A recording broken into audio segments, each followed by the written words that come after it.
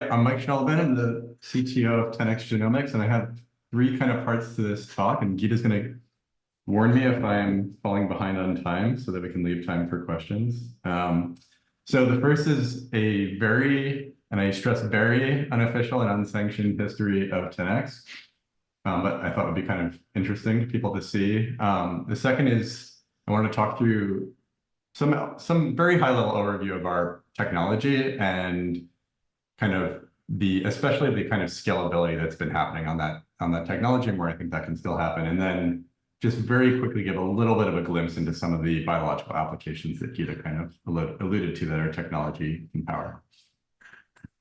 So I'd like to, and hopefully this part of the talk is interesting to almost or all of you, but I think it's kind of particularly geared towards the younger folks in the crowd, where I think a lot of times you see someone sort of later in their career and you hear someone give them a really nice introduction and it seems like, wow, they must have just had everything figured out the whole time, and probably there's just this like amazing path, and now they've got it all figured out. And so I wanted to kind of take you through a little bit of the history here and just say that, at the end of graduate school, I definitely did not have it figured out. I still don't have it figured out. And I was going through a lot of kind of life decisions and figuring out what I wanted to do. And I thought maybe I could just share with you a little bit of that journey, at least at 10x, and some anecdotes that most people don't get to hear during the kind of official history of the company. So I am about to quote myself on the next slide. So that seems like it's an extremely poor form, but I thought maybe at least if I show that I'm in good company here, that's okay. So I adapted the first part of this talk from a kind of more informal, intimate talk I gave to the Hertz West Coast retreat a few years ago that was not recorded. And I said there in one of the first slides that like building a company is like getting repeatedly punched in the stomach with some fun in between. And I was really excited to see that a few years later, someone far more successful than me, but shared, Jensen Huang, who's the NVIDIA founder, shared a really similar sentiment. And he said about the founding of NVIDIA at that time, if we realized the pain and suffering, just how vulnerable you're going to feel and the challenges that you're going to endure, the embarrassment and the shame and the list of all the things that go wrong, I don't think anybody would start a company. Nobody in their right mind would do it. Now, I actually don't agree with that sentiment to that degree. I would totally go back and redo this, but it has been a lot of ups and downs along the way. So kind of rewind to almost the beginning. There was the first 7 of us in this garage. That's me there. That was kind of the early days of 10x. We had just gotten started. There were 2 very initial founders and then a small group of us who had joined them in the first few months after they got the company started. And we basically had almost nothing. We had raised a couple $1 million in seed funding. We had a garage with some IKEA furniture. We had some smart people. We had a patent application or 2. And we had nothing that actually worked yet. I mean, we were ordering chemicals from Sigma Aldrich to this garage and breaking the rules of the housing complex that we were in, doing experiments on a little bench there. And we're excited, we're getting things going. And one of the first things we see is that there's this small startup that was called Moleculo that had been operating in stealth out of Stanford University. And it was bought by one of the kind of behemoths in our space, Illumina, which is a multi-$10 billion company. And they seem to be doing exactly what we were aiming to do, except they very nearly had a product and they were now bought by one of the biggest, most formidable, aggressive companies in our space. So we thought to ourselves, wow, are we basically out of the game from the start? Should we just pack up our bags? Have we totally gotten destroyed before we even really got started? And fortunately, that was not the case. We realized that this molecular technology actually had some pretty substantial limitations, and perhaps as importantly, was kind of a drop in the bucket for this big company, Illumina, and didn't really get invested in. But that was something that was a pretty rough few weeks when we first learned this event, and something that we kind of really only unpacked over the coming weeks and months was not going to be as bad as we thought. So we then spent most of the rest of that first year, building out the first parts of the platform. And we had a kind of very strong concept of the high-level goals of the platform, but we had a lot of different ways we thought we could build things towards this aim. And really the aim was to build the first part of the platform to really demonstrate that we had something to then go raise money to keep the company alive. So we had something together. We had a lot of failed experiments, late nights, weekends, where people were just pounding through sequencing reagents, having failure one after the other, but we got something kind of working, and we were kind of excited. And more importantly, we were about to run out of money. So we went to, our CEO went to the venture capitalists and started bringing them around for tours, multiple times a week. We would just kind of do this repeated demonstrations of everything we had, take them through the lab, show them all the coolest data. And we managed to raise our Series A, which was something like $24 million, and gave away a large chunk of the business to do that. But it was pretty awesome because now we had a few years of runway and funding to go really scale up.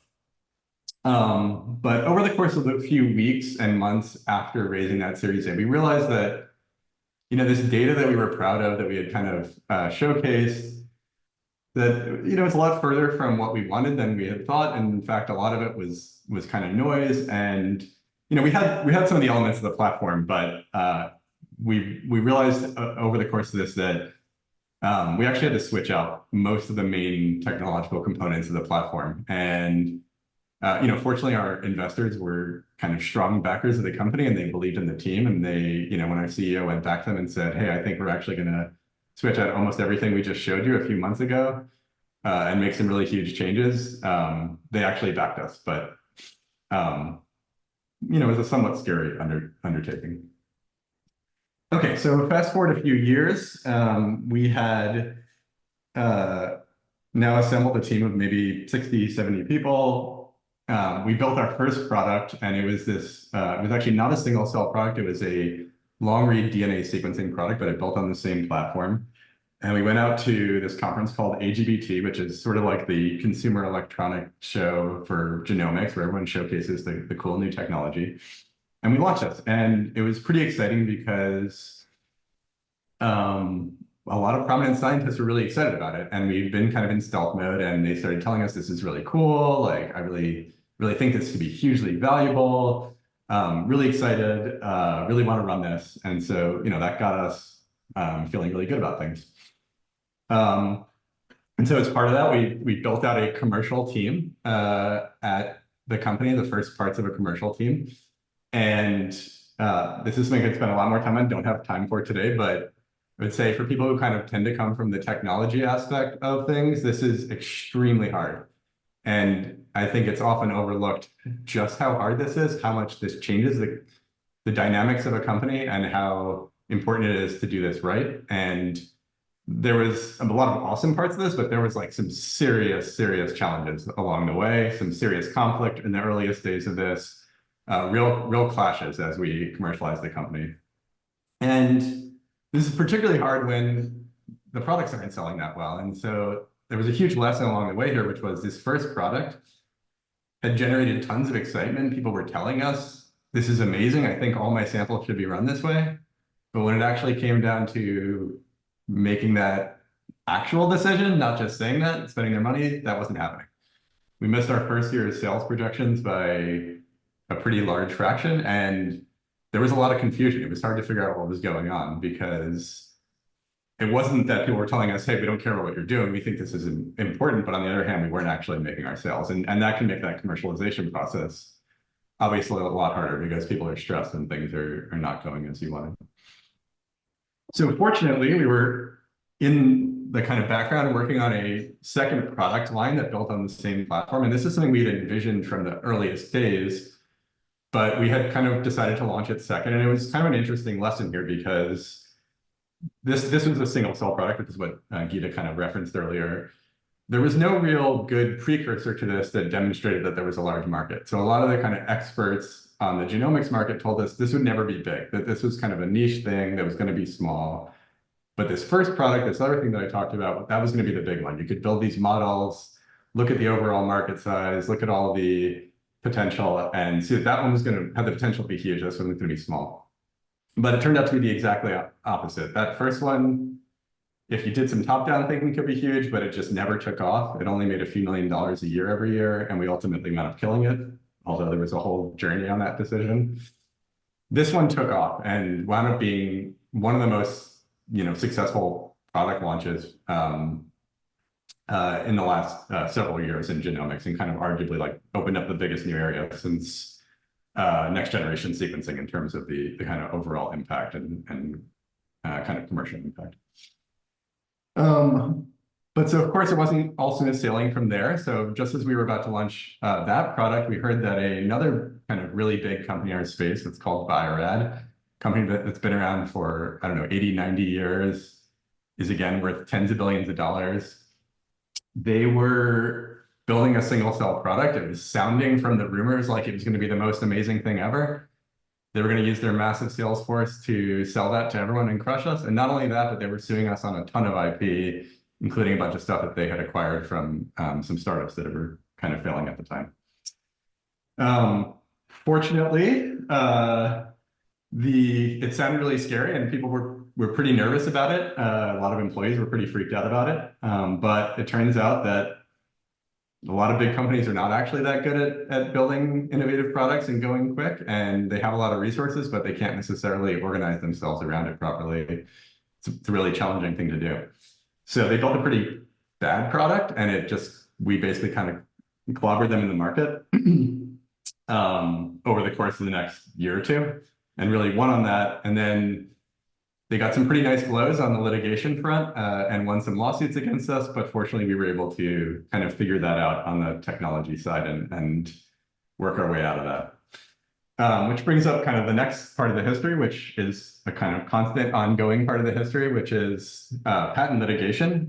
We have been involved in a very large number of lawsuits. I have now been deposed and or testified in trial, I think 10 to 15 times. And I weirdly kind of enjoy it, which I'm one of the very few people at 10x who kind of enjoys it. It's still kind of torture at the same time. If you can imagine like sitting in an interrogation room, this is specifically for a deposition, sitting in an interrogation room for 9 hours with an adversarial lawyer who's a litigation person who specializes in getting you to say things he wants you to say or she wants you to say, who shows up with 3 giant boxes of every email you and your coworkers have ever sent and every document you guys have ever worked on that they think is relevant and makes their point best for them, and sitting there while they try and get you to say exactly what they want you to say for 9 hours and just hammer you. That's kind of the experience. So now if you pick yourself back from that and kind of enjoy the mental chess game of trying to kind of navigate that, it's intellectually fun, but it's definitely a very stressful experience. So anyway, fast forward to 2019, lots of other stuff happening along the way. We got a chance to IPO, and there was a lot of kind of interesting dynamics to just, figuring out how to do that, working with the bankers, telling the story of the company. And one story that most people outside of the company don't know is it was like the day before we were supposed to IPO, and you have to do a final filing with the SEC when you're going to IPO, and that has to include any most recent relevant information. And we had to do that, I think, by 4:30 the day before the actual filing was going to happen. And we'd kind of had 50 people from 10x fly out to New York City to be ready to ring the bell and party and celebrate this kind of milestone. Everyone who'd been at the company from some early days. And Bio-Rad, this company I mentioned earlier that was trying to kind of litigate us out of existence, they had this plan. They were going to file a new lawsuit the day before we IPO'd, just last minute, so we couldn't respond, so they would completely derail the IPO. And they missed the deadline by 15 minutes. Even though we were supposed to file our filing at 4:30, we filed it early, we were like, oh, we're done, filed it at 4 o'clock. They filed their new lawsuit at 4:15, and that's the only reason we were able to IPO.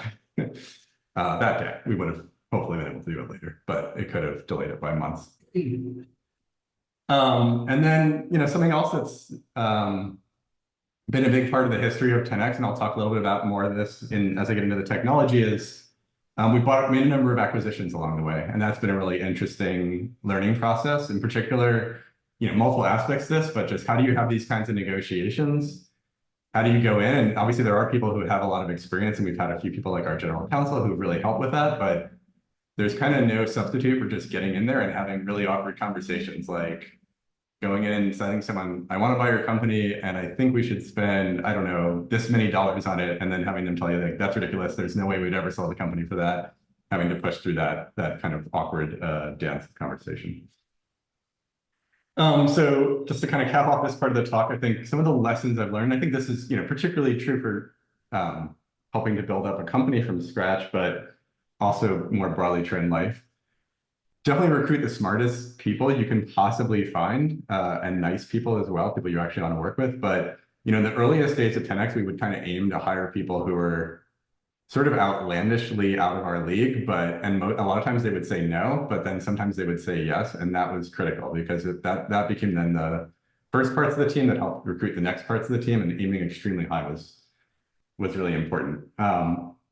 Experience definitely counts, and I think can be overly discounted by people, but it's really important, especially as you're kind of going into new areas, especially maybe non-technical areas that, there are fewer experts than you think. And a lot of times you have to go back to kind of first principles thinking to understand problems. And, things like sales, marketing, other stuff like that, you can't just defer and be like, oh, this person has 30 years of experience. They're definitely going to know exactly what to do. Frequently better be wrong, fast, and slow. I think that's, particularly true when building a company. Finding product market fit is really, really hard, and sometimes harder than building the technology itself. And then perseverance and a high tolerance for pain goes a long way. And of course, have some fun along the way. And I think, I have had some fun along the way. I probably could have had more fun along the way by taking things a little bit easier.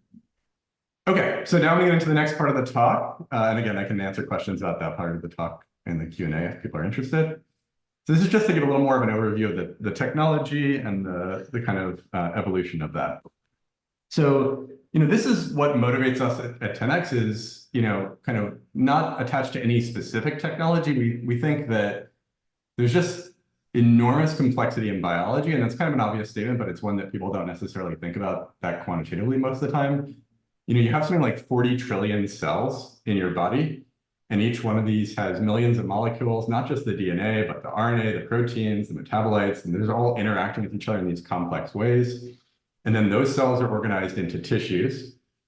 And then most of the time, this is actually going kind of correctly in the sense of producing healthy organisms, healthy humans. And then occasionally it can go really wrong and produce disease. And it's kind of our belief that the tools to measure this complexity are extremely far from where they could be, and that's where you could have among the biggest impact in human health ultimately. So we're kind of motivated to build the most impactful tools, whatever they may be, to measure this complexity and ultimately control this complexity. We have 3 technology platforms, which I'll walk through quickly. The first is a single cell platform, and then the second 2 are spatial platforms. So the first kind of lets you take a biological sample, separate it out into individual cells, and measure those cells individually. And the second 2 allow you to do something similar, but in the context of tissue, where you have kind of, a 2-dimensional or 3-dimensional kind of whole tissue that you can actually look at. So I went back, and I think I'm correct in this, I'm not 100% sure. I went back to look at where was the first time someone actually published a paper on single cell sequencing of genes, and I think it was back in 2009, and I don't remember this coming out personally, but I heard it made a huge splash at the time. And I thought this was cool because the paper was about single cell sequencing, as in measuring one single cell. They literally got a really exciting paper off of an individual cell that had been measured. So fast forward to this, what we built out is this Chromium platform. Our goal was to make really scalable and, as Gita said, accessible single cell sequencing. So something that anybody could do and do a lot of cells at the same time and get really high quality information. And there's a lot to this, and I won't be able to go through all of it, but just kind of this shows one of the key parts of the system. There's basically a microfluidic chip, and inside that chip, you're flowing in these beads from the left-hand side. These beads are basically a way to deliver what we call DNA barcodes, or kind of DNA molecules that have a unique identifying tag on them. And those are basically a way so that later on you can identify every molecule that came from a specific droplet.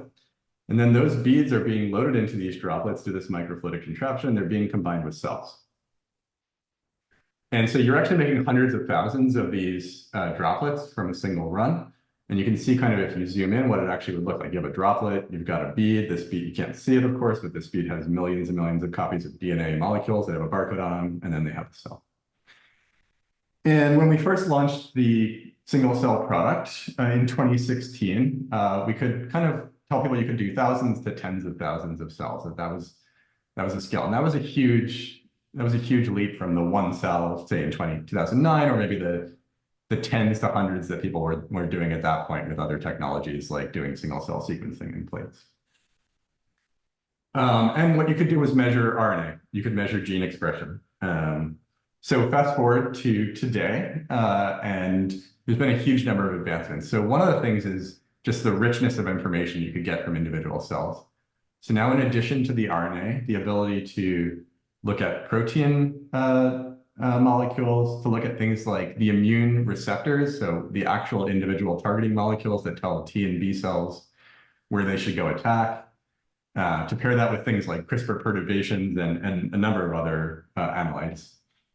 But also, we've just massively continued to increase the scale. So we showed this experiment actually last year at that same AGBT conference, doing a million cells at a time in one of those microfluidic glands, so that you can actually get measurements from, in this case, from an entire chip run in 6 minutes. You could basically generate all the molecules that you need to measure 8 million different cells. And for each one of those 8 million different cells, you're measuring 20,000 different RNA molecules and hundreds of protein molecules. So it's kind of mind-blowing if you actually think about it, that from 2009 to 2024, we've gone from measuring a single cell being really excited in one analyte to 2024, easily measuring tens of millions of cells and much richer data. Okay, I might skip this for time. Okay, so next thing is this one of our spatial platforms, this Visium platform, and that has a similar kind of concept to Chromium, that you're using these things called DNA barcodes. And that's basically now, instead of using DNA barcodes to identify material that comes from droplets, you're identifying material that comes from a certain location in a tissue. So you can see here, you've kind of put a tissue, you've put that onto a glass slide. Each one of these glass slides has a bunch of DNA barcodes, and then you can measure which part of the tissue different genes came from. This was based on some work that was done in Stockholm initially. So it's back in, I think, 2012 was a paper maybe. And this showed kind of the earliest demonstration of technology, which we went on to acquire and then build on tremendously. And at the time, they were able to do 1,000 features in this kind of early demonstration with about 100 microns spacing. And when we first launched this Visium platform in 2019, we had moved that up substantially. So we were down to about 55 microns and about 5,000 features. And then something that's actually about to be coming out today is a huge step forward, where we're moving that to 2 micron squares that are completely packed together in about 11 million features. So just showing kind of what that means in the data, what you're seeing here is a tissue on the left. It's a human colon cancer, and the pink is sort of the stain of the tissue. And then you're seeing, for each of these dots, a kind of set of measurements, and each one of those actually measures 20,000 genes, but it's being summarized in a color by the cell type. And now if you look at the kind of upgrade to this HD, which is getting you this tremendously richer, more high resolution molecular image of this tissue, you can see all the kind of additional data that you're able to get. Okay, last platform I'm going to talk about is a different kind of spatial technology, and they're both kind of at the highest level. These are going after the same things, but they have very different technological attributes, so they have different strengths. So this is a technology where you're kind of doing like DNA sequencing, but you're doing it literally inside of a tissue. You're not actually making DNA libraries, for those of you who kind of are in this space and understand this. You're doing this within a tissue. So again, I'm just going to really fly through this and give you a sense of the scalability and where things have gone. If you look at some of the earliest academic demonstrations of this, people were doing kind of thousands of cells at a time and maybe measuring 25 RNA molecules per cell. This was extremely exciting. I mean, the fact that you can actually sequence molecules literally inside a biological tissue was kind of mind-blowing. So, fast forward to today, and again, lots of incremental steps along the way. But, this is something that we just generated internally at 10x. Basically taking an entire human liver section here and measuring about 1 million cells, about 1,700 transcripts per cell, and about 1.7 billion transcripts. So you can just see, again, that pace of that sort of technological scaling, going from something like 25,000 RNA molecules that you're measuring to about 1.7 billion over the course of that number of years. And I'll say that this is nowhere near the end of this technology. We see like massive and massive logs that are kind of continue to come. And it's really exciting because I think this is going to be able to unlock lots of different kinds of studies in biology. I'll probably just fly through really quickly and just show some pictures, but there's other really interesting elements to this technology. It's not just measuring molecules, but also inferring exactly where cells are. And that you do that by staining these cells and then doing kind of machine learning on the actual stains to pick out the cell boundaries. And then you can do things like this. This comes from our software where you're actually, not the annotation, but the pictures come from our software where you can see the actual outlines of the cells that have been inferred by this machine learning algorithm, and then the identification of the individual RNA molecules. So you can really start seeing things like immune cells and normal cells or cancer cells interacting directly with each other in tissue. Okay. And I'm like 2 minutes away, so I think we're okay, hopefully. All right, cool. So and this is like going to be super quick, very, very shallow, but just to give a little bit of a taste of, some of the studies that people are able to do with these technologies. So there's been a lot of studies, there's been over 7,000 publications using these different platforms to date. They've been in many different areas. I think that's one of the exciting things about these tools is they're really broadly applicable across almost every area of biology and human health, because the heterogeneity of cells and tissues is just a fundamental part of almost every disease and kind of basic area of biology. So 2 very quick examples. One is this example recently of a study that came out in human brain where this is basically just kind of an atlasing study. It's really just starting to understand what is the complexity of the brain. So a little more of a basic science paper. But this study looked at and categorized all the different cell types they could find in the human brain. And it's really kind of mind-blowing just how much complexity it is just in the kind of cell type level, let alone all the connections that are obviously going on and all the dynamics. They studied 3 million cells from 100 different parts of the human brain, and they found something like 3,000 different cell types within that. So just in that human brain that they were able to study, there were over 3,000 different kinds of cells that have different molecular programming. And then the second study, and again, this is super shallow, very quick, but just for time to give a little taste. I think probably most people are aware of something called CAR T, which is one of the more exciting areas in cancer therapy, where someone will take a patient's own T cells, reprogram them molecularly to attack a given target that hopefully is as specific as it can be for cancer cells, and then inject that back into a patient to use the patient's own immune system to kill the cancer cells. And one area where this is widely used is leukemias. That actually it works quite well in leukemias. But there's been, there's downsides to doing this kind of therapy. And in particular, there can be, pretty severe side effects in some cases for some of these therapies. And so I like this study because it kind of shows how you can figure out a really simple mechanism once you're able to make the right measurement. So they basically looked at this CAR T therapy that was supposed to be targeting B cells for leukemia, but people were getting neurological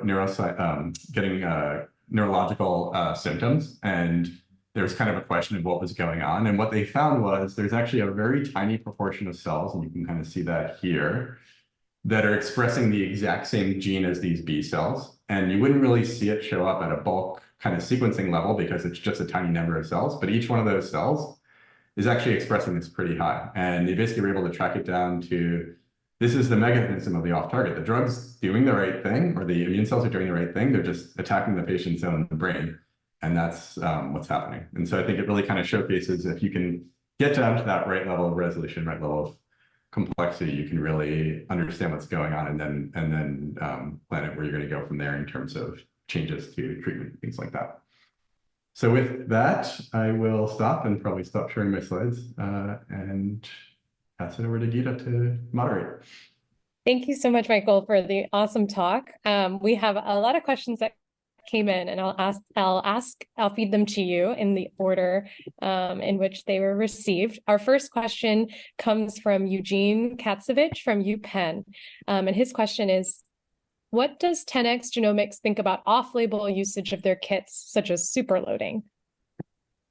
Overall, we kind of like it, to be honest. I mean, in general, off-label usage of the kits, it's a lot of for the more advanced people, they can kind of open up new applications, and that's great. I think, and then superloading is part of that. And obviously it kind of allows people to do more with our reagents, but ultimately that's where we want to go as well. So yeah, we're kind of largely in favor of it. Yeah. And another question comes from David at Stanford. His question is, spatial and single cell transcriptomics have progressed significantly over the last decade. Is live cell transcriptomics the next big frontier, or what area will be the next big breakthrough area? Great question. I do think that's an interesting one. I don't know yet. I'm not sure if that's the next big one. I do think it's intriguing. I want to learn. I've read some of the papers. I want to learn more about it. I think proteomics clearly is an area where the tools are way behind where they are in sort of genomics tools like DNA, RNA measurements. I think that's intriguing. I think even more Wild West is all the other kind of molecules like metabolites and things like that people can barely measure well today. Yeah, I don't know. I'm not sure what the exact next one is. There's those, and there's probably a few more that are pretty interesting. Okay. The next question is from me, which seems unfair, but I did fill out the form. Can you paint a picture of what it was like in those early days in 2013 in the garage? Like what was your team doing day in, day out? What were you guys the most excited about? What were the breakthrough moments? So I was like writing code all the time and we were doing a lot of we would like get together on like a whiteboard and like just trying to invent things, come up with like solutions to problems and stuff, which is very different than my job today, obviously, or maybe it should be obvious. And yeah, I don't know. The dynamics are like, I don't know, it's like intense.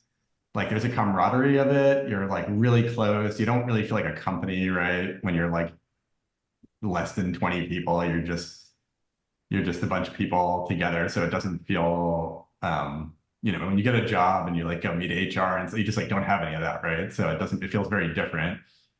It's high pressure, and I feel like people would also like there was a fair amount of conflict. I mean, not like crazy amounts of conflict, but people are like stressed and stuff too. So it's kind of like, I don't know, intense, like and fun. The next question comes from Vishant Gandhi at UCSD. His question is, what was the process of creating the idea for the product to becoming a startup company? So the very first idea, like there were like I mentioned, there were two guys who did a very initial founding of the company, and they had the concept of this product that I talked about, this kind of long read sequencing where like you should compartmentalize things and barcode them. And so they just kind of had this high level concept that would be really interesting for sequencing applications. And there was a concept of doing kind of single cell, but the initial focus is a little more on this this initial first product, this long read sequencing product. The very initial way that was envisioned doing was well, not completely, but it was different in some really key ways from the way we went. So we kind of had the concept of barcoding, we had certain key ideas, but we iterated really substantially on the actual design of the platform. And that was something we actually spent a lot of time on, say like the first 6 months of 2013 was, I was modeling a lot of numbers out and different applications and where we should go. And we were iterating through like, okay, should we have droplets? Should we have wells? Should we have beads? Should we have print oligos on a surface? We were kind of thinking very broadly. And we really spent a lot of time actually thinking pretty hard about like the design of the platform to do what we wanted, which I think overall in the end paid off. Although, as I mentioned, there was many iterations along the way of kind of switching components out. Another question comes from Naoko Tanasi at the Sheryl K. Searcy Foundation. And the question is, sorry if I mispronounced that. When and how did you become interested in starting a company over pursuing a research career in academia? I think I kind of had some notion that I wanted to do it in my PhD, and I struggled with it with the decision for a number of years. I think when you're in sort of the research world, this has changed somewhat, and obviously depends where you are. Like Stanford might be very different than this, but in a lot of places, most of the people who are successful around you, like the professors, have chosen a certain path. They've chosen a research path, and they think that's the right path largely. And so you're getting kind of a fair amount of pressure. So I would say that I kind of struggled with it towards the last few years of graduate school. I was always interested in starting a company. Like a few of my other lab mates and I would kind of bounce ideas off each other. We had a few sort of like furtive starts that didn't really go anywhere. And even in the year afterwards, like I did a postdoc for 7 months basically, because I kind of was like, I got a postdoc at Eric Lander's lab, and I was like, oh, that's super prestigious. I should take that. And it was great, but I was kind of like, why am I doing a postdoc? I really don't think I want to be a researcher, and I want to go start a company. So that was kind of when the final decision came. The next question is from Trisha Tucholsky at the Board on Life Sciences National Academies. And the comment and question says, great talk and very inspirational story. Does 10x have any interest in eventually measuring RNA modifications, or are you already working on this? Definitely seems interesting. It's never really made it to the top of the list. I mean, we've done some like inventing around this, thinking about different schemes. We're not actively working on anything on the kind of active roadmap on it. I think it's interesting, but there's probably like other types of analytes that are probably higher on the list in terms of just like the breadth of impact that they would have. A question from Amit from Hospital for Special Surgery. 10x tech has been essential for our work and a lot of others in immunology lately. It's just a comment. Great job bringing this tech to the community. Thank you. Thank you.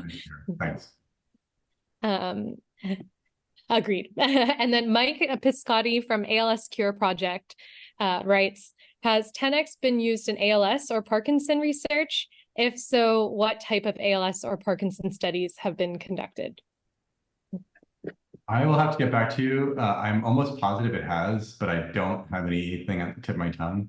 We have this cool tool on our website where it has like every publication that's been published using 10x, and then you can search for keywords. So we can send that around, but I'll take a look after this. I think there has been, I know there's been Alzheimer's, and I'm not 100% sure, but I'm like 95% sure there's been work on Parkinson's and probably ALS, but yeah, we'll double check. And a follow-up and part to that question was, on the Chromium side of things, do you see there being hope for a technological solution to some of the single-cell RNA-seq data bugbears, especially the dropout and technical variation that we have to try to computationally manage post-facto these days? And selfishly, as a consumer, possibly orthogonal to the first question, do you see the pricing of the GMs going lower? I think, yeah, I do see pricing going lower in a variety of ways, and we'll talk about some of that in the coming time period. We definitely want to increase the scalability of these platforms, and they've been like really powerful capabilities, but they're also premium, and we kind of understand that. I'm not sure I fully understood the first one.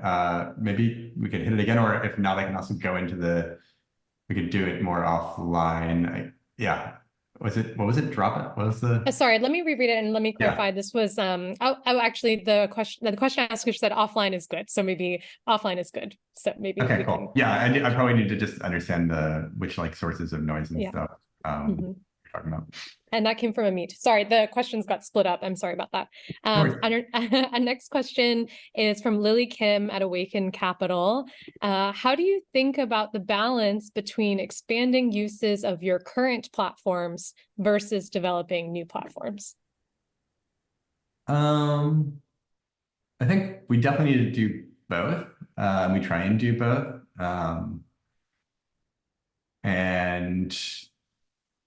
I don't know, there's no like magic formula for the balance of efforts. I mean, to some degree, they're not massively in conflict with each other because they're not necessarily the same people, really. I mean, obviously, there's some level of where you're making your investments as a company at the top level, and how much you're investing in R&D versus how much you're investing in certain commercial activities. And demonstration activities. But I think we kind of invest pretty heavily in both of those things. I think, if anything, we've been better overall, I would say, at the sort of keep building new things. And there's probably more juice to squeeze out of us getting into new markets that are sort of outside of the immediate adjacencies in which we've played. And things like we have a fair amount of pharma adoption, but there's like a lot of the people in pharma who use our products right now are sort of like the more tech savvy people in pharma. I think there's like real interesting opportunities with people who are like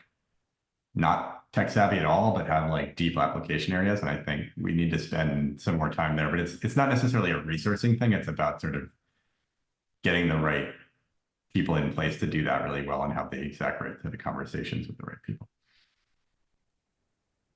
We have another question from Eugene Katsevich, who asks, how does 10x Genomics think about recommending downstream analysis softwares for data produced by their products? What is the process by which an analysis software gets 10x's approval?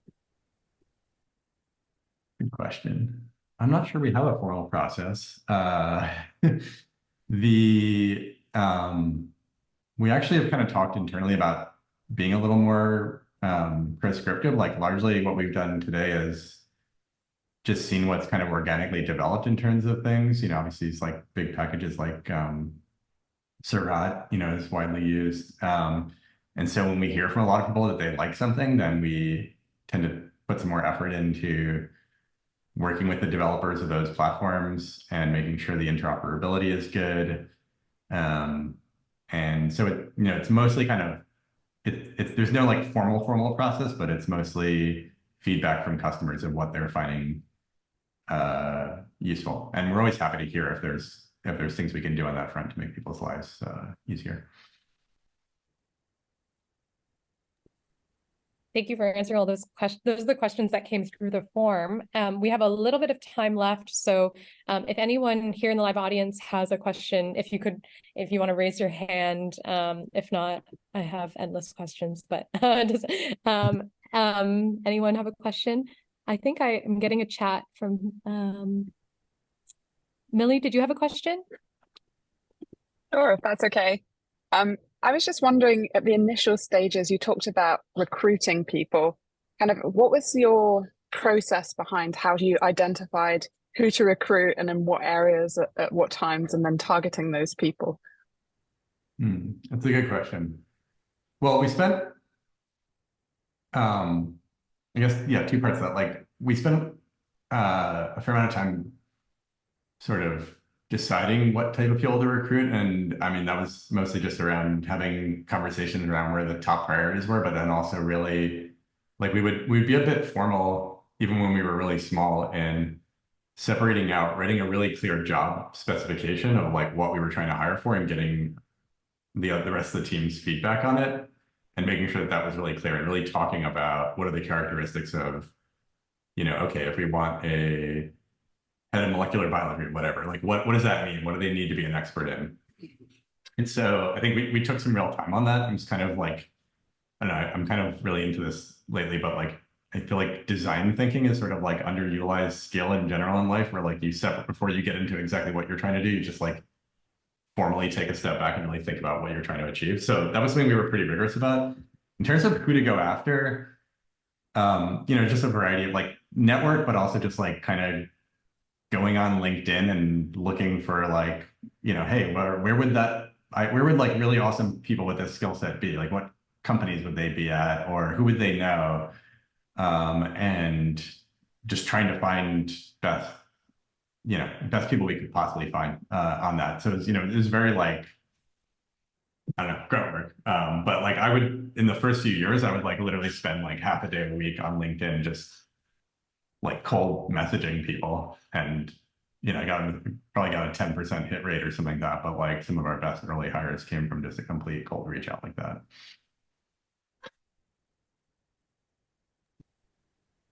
Are there any other questions from the live audience?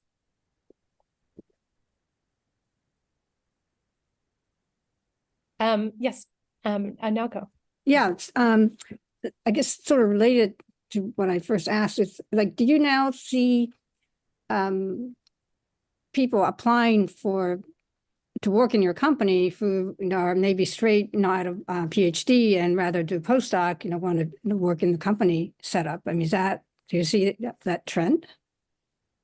Do we see a trend of people coming straight out of their PhD and applying to the company? Yeah, absolutely. I mean, we have some people who, it's a mix. We have some people in very high positions who don't have a PhD as well. I mean, most people do, but like one of the best people I hired early in the company who led a large team, he started doing his PhD but dropped out, not to like start companies, but he just kind of realized like I don't really want to finish a PhD.